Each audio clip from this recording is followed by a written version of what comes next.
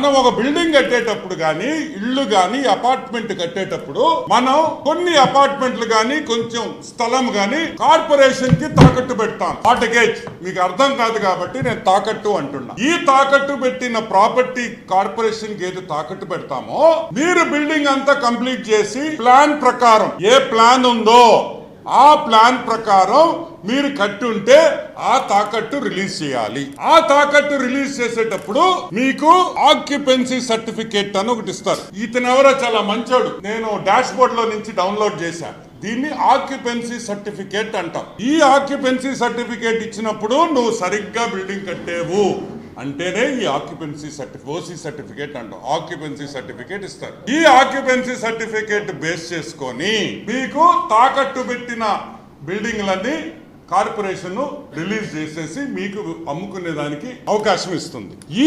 Corporations లో ఇది flow chart. ఇది ఆన్లైన్ ఏపీ డిపిఎంఎస్ పోర్టల్ అంటాం.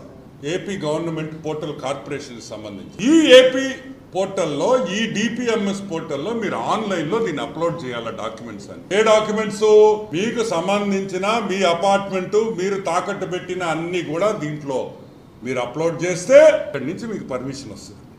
ఇదిగోండి ఫ్లో చార్ట్. ఫస్ట్ వచ్చి ఆక్యుపెన్సీ సర్టిఫికేట్, నెక్స్ట్ వచ్చేసి తాకట్టు రిలీజ్ సర్టిఫికేట్.